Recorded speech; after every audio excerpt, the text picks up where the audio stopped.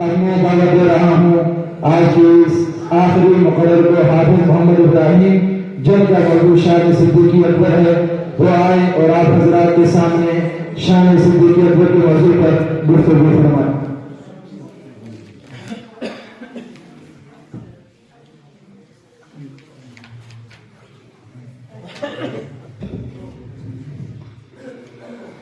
نحمده ونصلي على رسوله الكريم، أما بعد فأعوذ بالله من الشيطان الرجيم، بسم الله الرحمن الرحيم. إلا تنصروا فقد نصره الله إذ أخرجه الذين كفروا ثاني اثنين إذ هما في الغار إذ يقول لصاحبه لا تحزن إن الله معنا. وقال النبي صلى الله عليه وسلم لأبي بكر الصديق أنت صاحبي في الغار وصاحبي في الجنة، أو كما قال عليه السلام. صدق الله العظيم وصدق رسوله النبي الكريم، ونحن على ذلك لمن الشاهدين والشاكرين، والحمد لله رب العالمين. جس کو صدیق ذات خدا نے کہا، جس کو صدیق ذات خدا نے کہا اور صدیق ہی مصطفیٰ نے کہا، جس کو صدیق شیر خدا نے کہا، جس کو صدیق شیر خدا نے کہا، یوں ہی صدیق سب اولیاء نے کہا. میں بھی کہتا ہوں صدیق صدیق ہے، میں بھی کہتا ہوں صدیق صدیق ہے، جو نہ مانے وہ زندیق ہے. محترم مکرم معزز ذی وقار اعلیٰ منصب پر فائز منصفین اعظام، اساتذہ اکرام، میرے ہم مکتب، ہم سفر، ہم مشن، خلیفہ بلا فصل حضرت سیدنا ابو بکر صدیق رضی اللہ عنہ کے جیالو، السلام علیکم ورحمۃ اللہ تعالی وبرکاتہ. آج میں آپ حضرات کے سامنے جس موضوع کو اپنے لبوں کا حسن بنا کر اسٹیج پر حاضر ہوا ہوں، وہ اس شخصیت کے مناقب پر مشتمل ہے جو بناف رسول بھی ہے، یار غار بھی ہے، رفیق قبر بھی ہے، رفیق حشر بھی ہے، نبوت کے وفادار بھی ہے. عزیزان من، حضرت ابوبکر صدیق رضی اللہ عنہ کا اصلی نام عبداللہ ہے، کنیت ابو بکر، لقب صدیق ہے. ان کے والد کا نام عثمان، کنیت ابو قحافہ.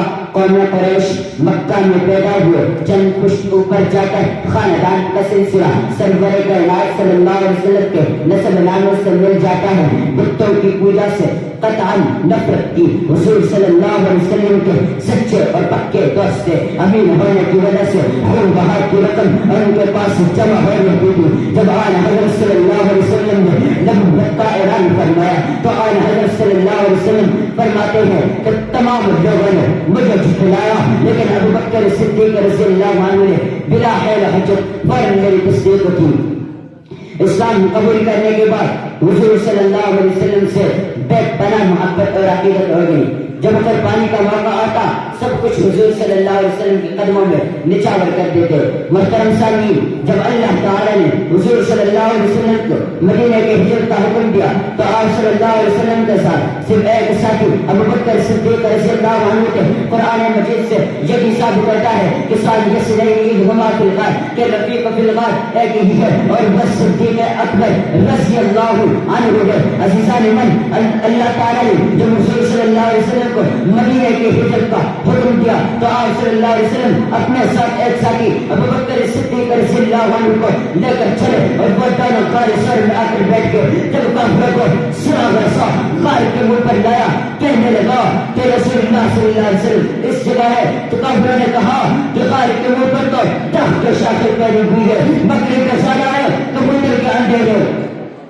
تو سراغ رسا نے کہا کہ اس جگہ سے آگے کہیں نہیں گئے، لگتا ہے زندگی سے آسمان پر چڑھ گئے. تو اس پر کام برانس کے کہنے لگے اس راہ ایسا کا دماغ خراب ہو گیا ہے، یہ پاگل ہو گیا ہے. جب کافر غار پر گئے ہو کر یہ باتیں کر رہے تھے تو سیدنا صدیق اکبر رضی اللہ عنہ کو اس وجہ سے سخت پریشانی بھی کہ کہیں کافر سرور کائنات صلی اللہ علیہ وسلم کے متعلق اپنے ارادے میں کامیاب نہ ہو جائے۔ عزیزان من، حضور صلی اللہ علیہ وسلم نے خوف اور غم کی وجہ پوچھی تو ابوبکر صدیق رضی اللہ عنہ نے عرض کیا اگر میں مارا گیا تو ایک جان جائے گی، اگر خدا نہ خواستہ جناب حضور صلی اللہ علیہ وسلم کے متعلق اپنے ارادے میں کامیاب ہو گئے تو خدا کا نام لینے والا پھر نہیں رہے گا، انسان مٹ جائے گا، انسانیت تباہ ہو جائے گی۔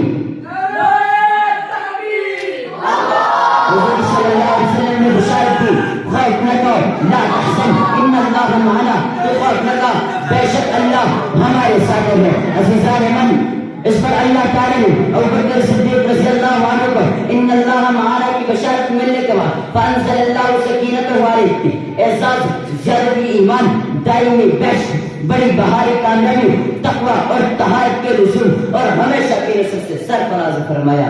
عزیزان من، حضرت ابوبکر صدیق رضی اللہ عنہ کو رسول پاک کی تاثیر صحبت سے نسب مدارج میں ترقی ہوئی، بلکہ حضور صلی اللہ علیہ وسلم نے بشارت دی لا تحزن ان اللہ معنا کی سرٹیفکیٹ عطا فرمایا اور فرمایا کہ اس سے مضبوط عشق اور مقام کے مالک ہوئے وہ فراغ رسول ہو گئے۔ اور یہ بھی وجہ ہے جب اللہ تعالیٰ نے حضور صلی اللہ علیہ وسلم کو حفاظت اور بچاؤ کا حتمی وعدہ فرمایا، تب ابوبکر صدیق رضی اللہ عنہ ان اللہ معنا کے خصوصی بشارت کے باعث اس اعزاز و انعام میں شامل ہو گئے۔ حضور صلی اللہ علیہ وسلم نے بشارت کی تو خوف نہ کہا، ہم پر کفار کی قوت کا کوئی غلبہ نہیں ہو سکتا، یہ انتقام کش اور خونخوار ہمیں ہمیشہ کے لیے ذلیل و خوار بن گئے، اور چنانچہ ایسا بھی ہوا۔